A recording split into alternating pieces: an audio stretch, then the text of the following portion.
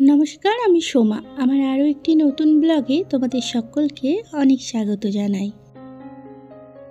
কেমন আছো তোমরা সকলে? আশা করছি খুব ভালো আছো। এখন বাজে সকাল 10:30। এখন থেকেই তোমাদের সাথে নিয়ে শুরু করলাম আরও একটি নতুন ব্লগ। আর সকাল থেকে ব্লগটা শুরু করতে পারলাম না। আর এই যে এখন এই মাত্র আমরা চা খেয়ে উঠলাম। চা খেয়ে চায়ের বাসনগুলো সব গুছিয়ে ধুয়ে নিলাম। আর চায়ের গুঁড়োটাই যে ফেলে না দিয়ে গাছের গোড়ায় গোড়ায় একটু দিয়ে দিলাম জল পাইল করে।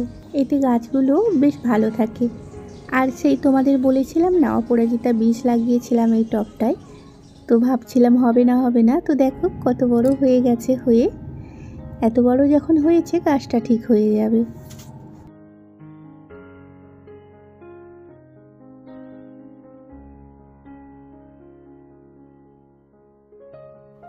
আর এই তো রান্নার জোগাড় করে বিছানাটা গুছোতে এলাম। আজকে সকালে তোমাদের দাদাভাই আর আমার ছেলে দুজনে মিলে বিছানাটা গুছিয়েছিল, কিন্তু তেমন ভালো হয়নি, মানে টান করে পাততে পারিনি। তো সেটাকে আবার আমি এই যে ভালো করে গুছিয়ে নিচ্ছি। আমার না বিছানা টান করে না পাতা থাকলে একদম পছন্দ হয় না। ঘরের মধ্যে এই একটা জিনিস ভালো দেখালে বেশ ঘরটা পরিষ্কার পরিচ্ছন্ন লাগে, সেটা হলো এই বিছানা বেশ টান করে পাতা থাকলে ঘরটা দেখতে ভালো লাগে।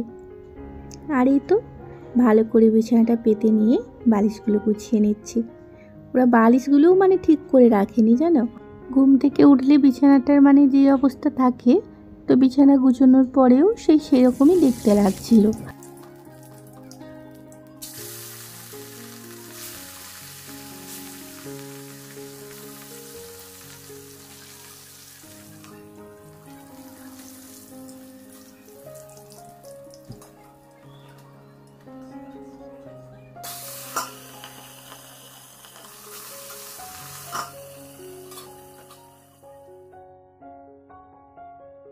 আর এই তো রান্নাবান্না চাপিয়ে দিলাম। আজ মাছের ঝোল করব। আর এই তো মাছের ঝোলের জন্য পেঁয়াজটা ভেজে নিয়ে 3টে মতো টমেটো দিয়েছি। টমেটোগুলো ছোট ছিল, তাই 3টে দিয়েছি।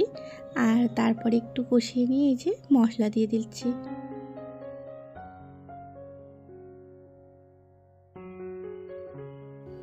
নুন হলুদ দিয়ে তারপরে লঙ্কা গুঁড়ো জিরে গুঁড়ো দিয়ে দিলাম। তো তারপরে এই যে ভালো করে মশলাটা করে আলু দিয়ে দিলাম। আলুগুলো বেশ কিছুক্ষণ ধরে কষিয়ে নিলাম। এরপর আমি এই যে মাছের ঝোলে জল দিয়ে দেব।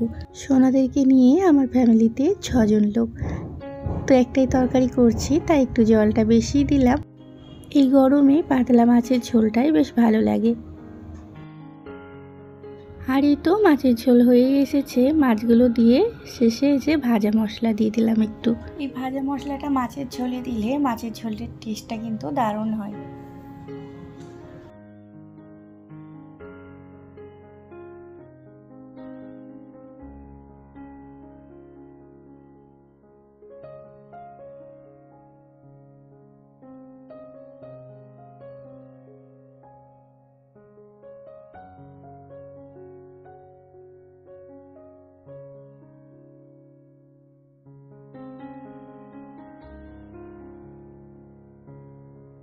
আর এই তো রান্না বান্না সব মিটে যেতে কিচেনটা ভালো করে ডিপ ক্লিন করে নিচ্ছি।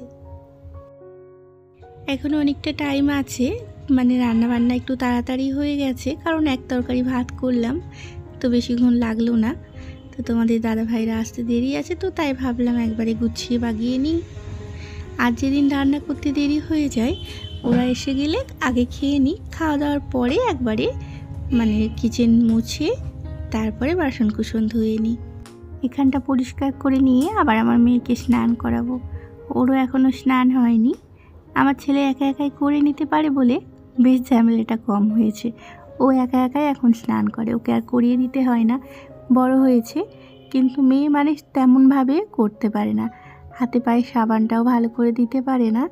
তাও এক একদিন শখ করে দাদার মতন একা একা স্নান করব, তো তখন এক একদিন করতে দিই, কিন্তু বেশিরভাগ দিনই আমি ওকে স্নান করিয়ে দিই। কিচেন ওভেন সব একধার থেকে পরিষ্কার করে যে গুছিয়ে বাসনপত্রগুলো সব মেজে নিলাম, এবার ধুয়ে নিচ্ছে।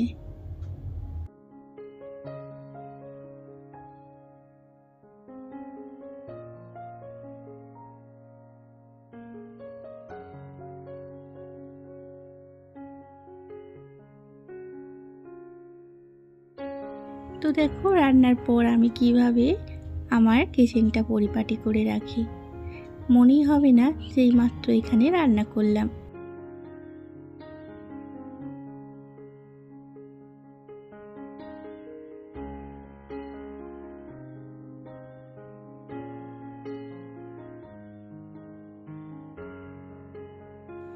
এখন সন্ধে হয়ে গেছে, সে খাওয়া দাওয়ার পর থেকে আর কোনো রকম ভিডিও করা হয়নি। তো একেবারে যে সন্ধেবেলা সন্ধে দিচ্ছি, আর নাচ দুয়ারে একটু করে জল দিয়ে এলাম। দুটো ধূপ, একটা প্রদীপ এখানে রাখলাম, আর একটা তুলসী তলায় আমার মেয়ে দিয়ে এলো। সন্ধেবেলায় সন্ধে দেওয়ার সময় ওকে মানে ধূপ প্রদীপ দেখাতেই হবে, নাই ঘরে নাই তুলসী তলায়। মেয়েটা আমার খুব পুজো দিতে ভালোবাসে।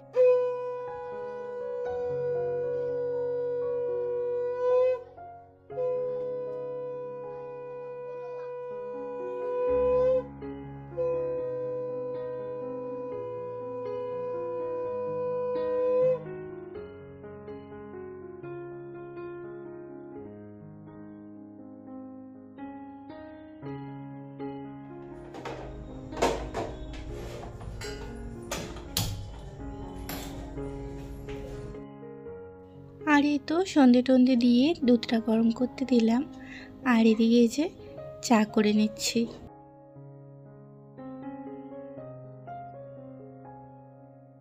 চাও হয়ে গেছে আমার, আর ওদিকে দুধটাও ফুটে গেছে।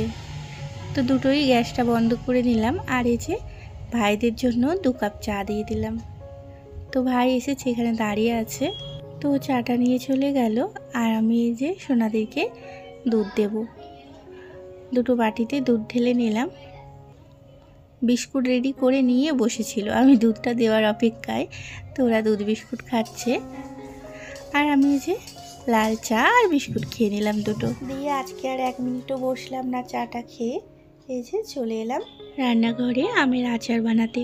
যেই আমগুলো কালকে কেটে রেখেছিলাম, তো সেই আমগুলোর আজকে আচার বানিয়ে নেব।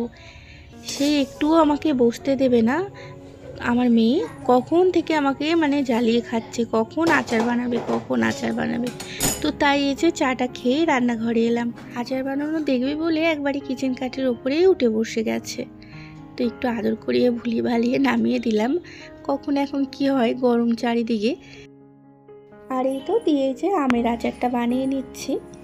ভাজা মশলা বানালাম কিছু, তো তারপরে 5 ফোড়ন, শুকনো লঙ্কা, সর্ষের তেলে ফোড়ন দিয়ে আমটা দিয়ে বেশ কিছুক্ষণ ভেজে নিলাম। বেশ কিছুক্ষণ ভাজার পরেই যে পাটালি গুড়টাকে জলে একটু এই যে অন্য একটা কড়াইয়ে গুলে নিলাম। তো দেখতে পাচ্ছ ডালা ডালা আছে, এখনও ভালো করে গোলা হয়নি। তো ভালো করে না গুললেও চলবে, কারণ এখানে অনেকক্ষণ নাড়াচাড়া করতে করতেই গুড়গুলো গলে যাবে। তো তাই আর ওদিকে গ্যাসটা নষ্ট করলাম না। আর এই তো দেখো অনেকক্ষণ নাড়তে চাড়তে গুড় টুড় গলে আমগুলোও কিন্তু সেদ্ধ হয়ে গেছে।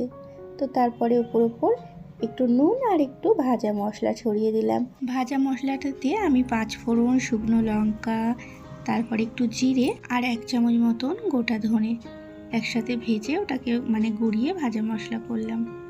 আর এই যে নামানোর আগে একটু লেবু দিয়ে দিলাম। লেবুর রস বা ভিনিগার দিলে আচারটা আটা আটা হবে না, বেশি এরকমই থাকবে।